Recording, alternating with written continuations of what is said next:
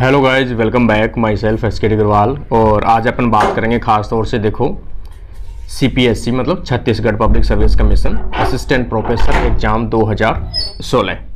ठीक है, तो ये बॉटनी का जो पेपर हुआ था, पेपर सेकंड 2016 के अंदर कंडक्ट करवाया गया था असिस्टेंट प्रोफेसर के लिए।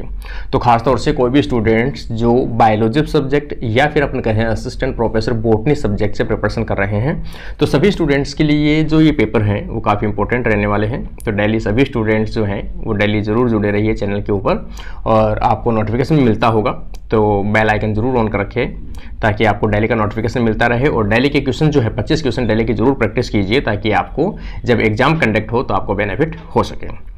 और इस बुक को खासतौर से जो बुक है वो असिस्टेंट प्रोफेसर की बुक है, लास्ट ईयर की शॉर्ट पेपर है। अगर आपको परचेज करनी है तो फ्लिपकार्ट पे भी अवेलेबल है, मैं इस पर लिंक डाल दूंगा नीचे कमेंट बॉक्स में, तो वहाँ से भी परचेज कर सकते हो, बाई पोस्ट भी आप परचेज कर सकते हो। सबसे पहले क्वेश्चन नंबर 1 अपन देखते हैं, थोड़ा जूम कर लेता हूँ इसको।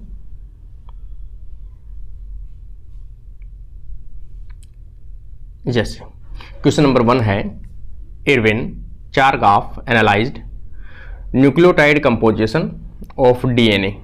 इन्होंने चारगाफ ने एक रूल दिया था डीएनए का कि जो डबल हेलिक्स डीएनए होता है उनके अंदर कुछ कंपोजिशन पाया जाता है, किसका? न्यूक्लियोटाइड के बेसिस का, इस प्रकार से। और इन्होंने बताया था कि एडेनिन जो है वो थायमिन के साथ में बेस पेयरिंग करती है, जबकि गुआनिन जो है वो साइटोसिन के साथ बेस पेयरिंग करती है। ये जो रूल है इन्होंने किसने दिया था? ये चारगाफ ने दिया था। और चारगाफ ने जो स्टडी है कि कौन सा किसके इक्वल है, कौन सा किसके साथ पेयरिंग करता है, ये सभी चीज़ें उन्होंने कौन से मेथड से बताया था। ये क्वेश्चन काफ़ी इंपॉर्टेंट है क्योंकि मोस्टली जब भी अपन वॉटसन एंड क्रिक का मॉडल पढ़ते हैं तो उन्होंने पूछा जाता है कि स्टडी किससे की थी, तो यहाँ पर क्रिस्टलोग्राफी के द्वारा स्टडी की गई थी। लेकिन यहाँ पर चारगाफ का नियम अगर आपसे पूछा जाए कि चारगाफ ने किसके द्वारा स्टडी की थी, तो इन्होंने की थी पेपर क्रोमेटोग्राफी के द्वारा। पेपर क्रोमेटोग्राफी के द्वारा इन्होंने न्यूक्लियोटाइड जो है ये नाइट्रोजन बेसिस है, इनका कंपोजिशन, उनका मोलिकुलर वेट, उनका सभी चीज़ों का अरेंजमेंट वो देखा था। इसलिए इसका राइट आंसर जो होगा वो पेपर क्रोमेटोग्राफी होगा। काफ़ी इंपॉर्टेंट क्वेश्चन है, इसको सभी स्टूडेंट्स याद जरूर रखें ताकि आगे आपको हेल्प हो सके। आगे अपन देखें, number of basis involve in stacking interaction in tRNA. TRNA की जो स्टैकिंग इंट्रैक्शन है, ठीक है, वो किसी भी एमआरएनए के साथ भी हो सकता है। तो इंट्रैक्शन के लिए कितने बेसिस जो है वो पेयरिंग शो करते हैं, तो यहाँ पर 76 के लगभग जो पेयरिंग है नाइट्रोजन बेसिस है वो पेयरिंग शो करते हैं। तो यहाँ पर राइट आंसर आ जाएगा डी ऑप्शन 76। नेक्स्ट क्वेश्चन अपन देखें, क्वेश्चन नंबर 3, फॉस्फेटिडाइल या फिर कहें phospholipids present in higher percentage in the endosperm microsome of castor bean. Castor bean जो है अरंडी है, अरंडी के एंडोस्पर्म में अपन जानते हैं क्या होता है, मोस्टली ऑयल होता है। तो ऑयल के कंपोजिशन के लिए इसमें कौन सा फॉस्फोलिपिड ज़्यादा अमाउंट में होगा, तो यहाँ पर ऑप्शन में दिया हुआ है phosphatidyl inositol, phosphatidyl glycerol, phosphatidyl ethanol amine और फॉस्फेटिडाइल कॉलिन। तो फॉस्फेटिडाइल ग्लिसरॉल सबसे ज़्यादा कंपोजिशन में होना चाहिए ताकि इसमें जो ऑयल कंटेंट है वो सबसे ज़्यादा हो, इसलिए इसका आंसर है जो बी ऑप्शन सबसे बेस्ट होगा। नेक्स्ट क्वेश्चन अपन देखें, ये क्वेश्चन काफ़ी इंपॉर्टेंट है, sequence required as identity card for an endoplasmic reticulum present in resident in. ठीक है, एंडोप्लाज्म कोई भी प्रोटीन जो बनती है वो एंडोप्लाज्मिक रेटिकुलम के अंदर अगर एंटर करती है तो उस प्रोटीन के, जैसे ये कोई प्रोटीन अभी बनी है, तो इस प्रोटीन का जो ये पार्ट है कि ये किस में एंटर करेगा, जैसे ये एंडोप्लाज्मिक रेटिकुलम में एंटर करेगा, तो ये जो आइडेंटिटी है इसके ऊपर कौन से एमिनो एसिड की पर्टिकुलर सीक्वेंस होनी चाहिए कि ये एंडोप्लाज्मिक रेटिकुलम में एंटर कर सके। इसलिए यहाँ पर सीक्वेंस पाई जाती है हमेशा KDEL, ठीक, ये सीक्वेंस पाई जाती है जिसकी फुल फॉर्म होती है के, यहाँ पर है लाइसिन और एस्पार्जिन, ग्लूटामेट और ल्यूसिन। तो इसका राइट आंसर जो है वो ए ऑप्शन आ जाएगा सबसे बेस्ट। ये सीक्वेंस होनी चाहिए अगर कोई प्रोटीन जो है वो एंडोप्लाज्मिक रेटिकुलम में एंटर करना चाहती है तो उसकी आइडेंटिटी कार्ड के रूप में ये सीक्वेंस उसके ऊपर पाई जाती है। तो इसका राइट आंसर ए ऑप्शन होगा। नेक्स्ट क्वेश्चन अपन देखें, A dehydrogenase enzyme absent in leaf peroxisome. ठीक है, लीफ प्रोक्सिसोम कौन सा, ये जो एंजाइम है dehydrogenase enzyme absent in leaf peroxisome में एब्सेंट होता है। तो यहाँ पर अपन देखिए कौन सा एंजाइम,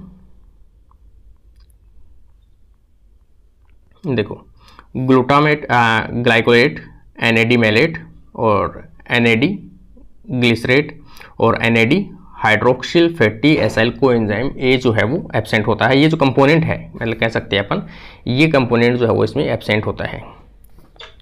ठीक है, नेक्स्ट क्वेश्चन अपन देखें, क्वेश्चन नंबर 6।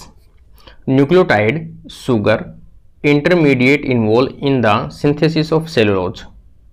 सेलुलोज के सिंथेसिस के लिए जो प्राइमरी यूनिट होती है वो ग्लूकोज होती है, अपन जानते हैं। तो ग्लूकोज किस फॉर्म में ऐड होता है, तो वो ऐड होता है UDP ग्लूकोज के फॉर्म में। तो यहाँ पर ऑप्शन अपना सी ऑप्शन सबसे बेस्ट बैठेगा, UDP। ये तो फ्रक्टोज है, UDP ग्लूकोज करेंगे इसमें अपन, तो बी ऑप्शन इसका राइट आंसर होगा। ठीक है, तो कौन सा है अपना, बी ऑप्शन राइट है, ये नहीं है। नेक्स्ट क्वेश्चन अपन देखिए 7 नंबर में, an inhibitor of auxin induced cell elongation. क्योंकि अपन जानते हैं जो ऑक्सिन होता है, ऑक्सिन का मेन फंक्शन है स्टेम की जो एलोंगेशन करना, सेल्स का एलोंगेशन करना, और एसिड हाइपोथेसिस थ्योरी के साथ में सेल का एक्सपांसन करना, एनलार्जमेंट करना, ये सभी काम है।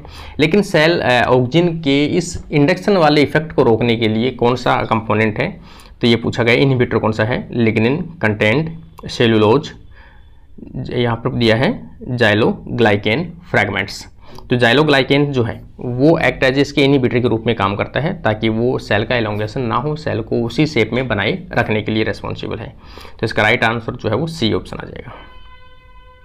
नेक्स्ट क्वेश्चन अपन देखें, विच protein is involve in binary fission. देखो ये क्वेश्चन काफ़ी इंपॉर्टेंट है, बाइनरी फिजन खासतौर से बैक्टीरिया वगैरह में अपन देखते हैं, तो कौन सी प्रोटीन जो है वो बाइनरी फिजन के लिए रेस्पॉन्सिबल होती है। लाइक एज कुछ इस प्रकार से होता है, तो यहाँ पर कुछ प्रोटीन्स पाई जाती हैं जो यहाँ से अंदर की तरफ धंसना स्टार्ट करती है और ये एक पट बना लेते हैं, तो ये डबल सेल बन जाएगी, एक ये सेल बन जाएगी और एक ये सेल बन जाएगी। तो बाइनरी फिजन के द्वारा कौन सी प्रोटीन इन्वॉल्व होती है, तो यहाँ पर FTSZ जो है वो मोस्टली प्रोटीन इन्वॉल्व होती है किसमें, बाइनरी फिजन के अंदर। तो ए ऑप्शन इसका सबसे बेस्ट। काफ़ी बार ये क्वेश्चन भी रिपीट होता है एग्जाम के अंदर।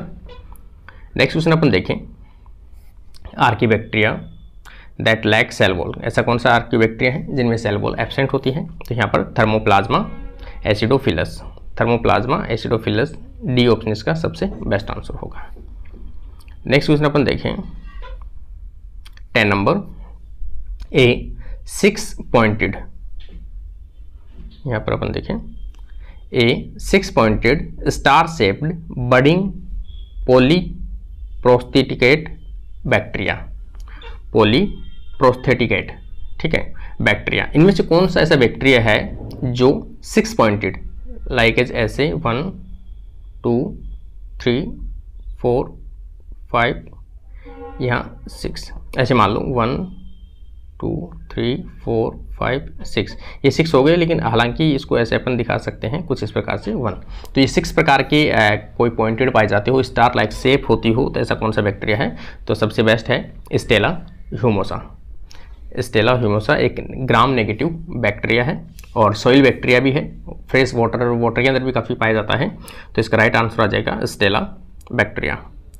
तो इसका बेस्ट आंसर ए ऑप्शन होगा।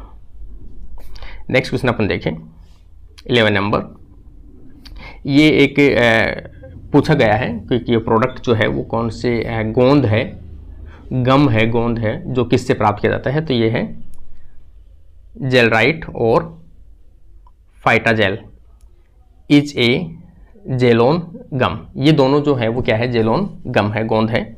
इज प्रोड्यूस्ड बाई, जो किसके द्वारा प्रोड्यूस किए जाते हैं, तो यहाँ पर सूडोमोनास इलोडिया, सूडोमोनास पोटिडा और जेलेडियम और इकोलाई। तो ये सूडोमोनास जो इलोडिया है, सूडोमोनास इलोडिया से प्राप्त किया जाने वाला एक प्रोडक्ट है। तो इसका राइट आंसर जो है वो ये ऑप्शन होगा, ए ऑप्शन सबसे बेस्ट है। नेक्स्ट क्वेश्चन अपन देखें, अल्फा एमनिटीन इनहिबिट। अल्फा एमनिटीन वाला जो इनहिबिटर है, खासतौर से हर एग्जाम में कहीं ना कहीं आपके सामने देखने को मिलता है। ये जो खासतौर से मशरूम टाइप के जो फंजाई होते हैं, मशरूम फंजाई के नाम से अपन जानते हैं, खासतौर से एग्रीकल्चर में आने वाले, उनमें से कुछ पॉइजनियस मशरूम होते हैं। उन पॉइजनियस मशरूम के द्वारा एमनिटीन इनहिबिटर एक टॉक्सिक सब्सटेंस बनता है जो किसको ब्लॉक करता है, यूकैरियोट्स में ट्रांसक्रिप्शन को ब्लॉक करता है। ट्रांसक्रिप्शन में खास तौर से जैसे आरएनए पॉलीमरेज फर्स्ट है, सेकंड है, थर्ड है, उनमें से आरएनए पॉलीमरेज सेकंड को जाके ये ब्लॉक करता है। टोटली उसका इनहिबिटर होता है, किसका, आरएनए पॉलीमरेज सेकंड का, जबकि आरएनए पॉलीमरेज फर्स्ट इसका टोटली रेजिस्टेंट होता है, उसमें इसका कोई साइड इफेक्ट नहीं होता है। आरएनए पॉलीमरेज फर्स्ट और थर्ड है वो अपना प्रॉपर फंक्शन कर सकता है, लेकिन RNA polymerase second completely sensitive होता है, इनहिबिट होता है। ठीक है, और फंजाई कौन सा है, तो ये एमिनाटिन फाइलॉइड। इसका राइट आंसर जो है वो आ जाएगा C option, RNA polymerase second इसका कंप्लीटली सेंसिटिव है, वो इनहिबिट हो सकता है। नेक्स्ट क्वेश्चन अपन देखें 13 number, to degrade the largest transcript mRNA siRNA is guided by, तो जो स्मॉल न्यूक्लियर जो आरएनए होता है, siRNA होता है, स्मॉल इंड्यूसिंग आरएनए या फिर कहें इनहिबिटर आरएनए कह सकते हैं अपन, जिन साइलेंसिंग में इन्वॉल्व होता है, वो खासतौर से उसको किसी अदर एमआरएनए के साथ जाकर बाइंड होकर वो उसको क्या करता है, सप्रेस कर देता है उस जीन को, ताकि उसका प्रोटीन प्रोडक्ट ना बन सके। तो उसको कौन हेल्प करता है, कौन उसको इंड्यूस करता है, तो अपन यहाँ पर देखें आरएनए इंड्यूस साइलेंसिंग कॉम्प्लेक्स, जो रिस्क कॉम्प्लेक्स है RISC, रिस्क जो कॉम्प्लेक्स है वो इसको हेल्प करता है। ठीक है, तो इसका राइट आंसर जो आ जाएगा वो आ जाएगा RNA induced silencing complex. Next question अपन देखें, इसके क्वेश्चन जो है वो काफ़ी ज़्यादा अच्छे हैं, एमपी से काफ़ी ज़्यादा अच्छे हैं। एमपी में थोड़े क्वेश्चन इतना लेवल का नहीं था, लेकिन ये क्वेश्चन काफ़ी अच्छे लेवल के हैं। द फर्स्ट ऑर्गेनिज्म, क्योंकि अब लेवल जो है दिन दिन बढ़ता जा रहा है। एमपी के अगर आप लास्ट के पेपर देखोगे, अभी जो अपने सॉल्व करवाया है उसमें इतना हार्ड लेवल नहीं था, लेकिन जैसे अभी सेट का एग्जाम हुआ था 27 अक्टूबर को, तो आपने देखा होगा अच्छा लेवल था, कुछ क्वेश्चन काफ़ी अच्छे लेवल के आए हैं। तो इसी प्रकार से जब इस बार असिस्टेंट प्रोफेसर की एग्जाम होगी एमपी में या राजस्थान में, तो उनका लेवल हाई आएगा। इसलिए अपनी जो प्रिपरेशन है वो कुछ इस लेवल की रखें कि जो काफ़ी स्टेट में हाई लेवल के पेपर आए हैं उन्हें को ज़्यादा सॉल्व करें, ताकि आपको थोड़ा बेनिफिट मिल सके। क्योंकि अब इजी वाली जो कंडीशन है वो धीरे धीरे कम होती जा रही है, हर पेपर का लेवल है वो बढ़ता जा रहा है।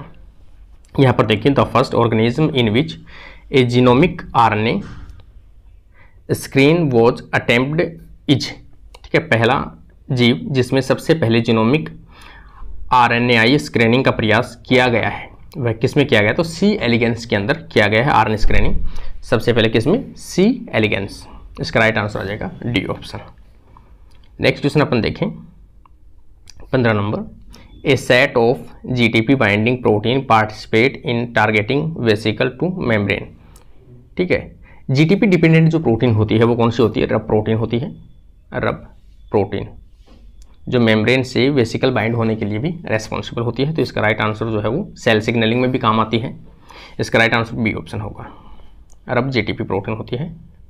नेक्स्ट क्वेश्चन अपन देखें, technique of isolating an order collection of DNA segment that span the genome is code. अगर आप कोई भी ऐसी कोई टेक्निक जिसमें अपन क्या चाहते हैं कि कोई भी डीएनए सीक्वेंस है उसको आइसोलेट अलग करना चाहते हैं पर्टिकुलर, तो यहाँ पर दिया हुआ है जीनोम में समाहित संग्रहित डीएनए खंडों को अलग अलग करने की तकनीक है।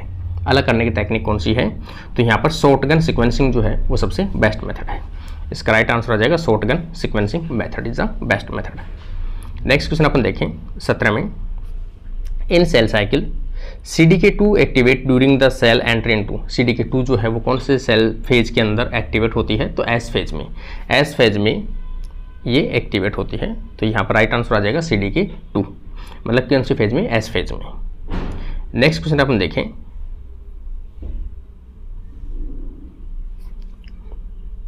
Colonial form of algae that look like microscopic tree, कि ऐसा कौन सी एल्गी है कॉलोनियल फॉर्म में पाया जाता हो और एक ट्री जैसी स्ट्रक्चर कुछ इस प्रकार से पाई जाती हो,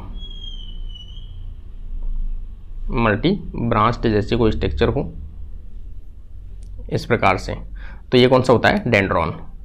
राइट आंसर कौन सा आ जाएगा इसका, डेंड्रॉन जो है उसके नाम से ही है डेंड्रॉन, बहुत सारे डेंड्रॉन्स निकले रहते हैं, कुछ इस प्रकार से स्ट्रक्चर होती है इनकी, तो ये ट्री लाइक दिखाई देता है। नेक्स्ट क्वेश्चन अपन देखें 19 number, motile gamete and zoospores are absent in. Motile gametes भी नहीं पाए जाते और जो स्पोर्स भी, मतलब कोई भी जो मोटाइल स्ट्रक्चर है वो नहीं पाई जाती है। खासतौर से अपन देखें ब्लू ग्रीन जो एल्गी है या फिर अपन कहें साइनोफाइसी है, इनके अंदर कोई भी ऐसी मूवमेंट करने वाली स्ट्रक्चर नहीं पाई जाती है, ब्लू ग्रीन एल्गी और साइनोबैक्टीरिया के अंदर है। नेक्स्ट क्वेश्चन अपन देखें 20 नंबर में, Oedogonium in Coleochaete after post fertilization is called. Oedogonium in Coleochaete after post fertilization, इनमें पोस्ट फर्टिलाइजेशन के बाद बनने वाली जो स्ट्रक्चर है वो क्या कहलाती है? तो यहाँ पर अपन देखें वो कहलाती है स्पर्मोकार्प। कौन सी कहलाती है? इसमें ऑप्शन में दिया हुआ है सिस्ट कार्प, मेरिकार्प और पेरिकार्प और स्पर्मोकार्प। उस स्ट्रक्चर को क्या कहेंगे अपन? आफ्टर फर्टिलाइजेशन बनने वाले स्ट्रक्चर को स्पर्मोकार्प के नाम से जानते हैं। कोलियोकीट में पोस्ट फर्टिलाइजेशन के बाद उडोगोनियम को कहते हैं, ठीक है ना, तो ये स्पर्मोकार्प कहते हैं। नेक्स्ट क्वेश्चन अपन देखें, isomorphic alteration of generation is present in. Isomorphic जो स्ट्रक्चर है अल्ट्रेशन है वो किस में देखने को मिलती है? एक्टोकार्पस में। इसमें थोड़ा सा डाउट है, वो आप लोग देख लेना थोड़ा सा। पॉलीसाइफोनिया में पाई जाती है, नोस्टोक में उडोगोनियम और एक्टोकार्पस। इसमें हो सकता है ऑप्शन में थोड़ा सा चेंज होगा तो मैं इसको कमेंट बॉक्स में ज़रूर डाल दूंगा। Isomorphic isoelectric generation is present, तो देख के बता दूंगा थोड़ा सा ना। नेक्स्ट क्वेश्चन अपन देखें, टीकोसोई and anti helminthic drug is present prepared from. ठीक है, तो खास तौर से हेलमेंथिस जो ऑर्गेनिज्म है उनके द्वारा डिजीज कोज की जाती है, उसे अपन क्या कहते हैं? हेलमेंथियासिस के नाम से अपन जानते हैं, हेलमेंथियासिस। तो उसके अगेंस्ट जो ड्रग है उसको ट्रीटमेंट करने के लिए जो ड्रग दी जाती है उसे अपन क्या कहते हैं? Anti helminthic drug. तो खास तौर से किससे प्राप्त की जाती है? तो ये प्रिपेयर की जाती है डाइजीनिया सिंप्लेक्स। किससे प्राप्त की जाती है? डाइजीनिया सिंप्लेक्स से प्राप्त की जाती है। इसका राइट आंसर आ जाएगा बी ऑप्शन। नेक्स्ट क्वेश्चन अपन देखें, most suitable culture medium for blue green algae. Blue green algae के लिए सबसे सुटेबल मीडिया जो है वो कौन सा है? तो सबसे सुटेबल मीडिया है Allen and Arnon medium. Blue green algae के लिए खास तौर से कौन सा मीडियम सबसे बेस्ट रहता है? Allen and Arnon medium. Next question अपन देखें,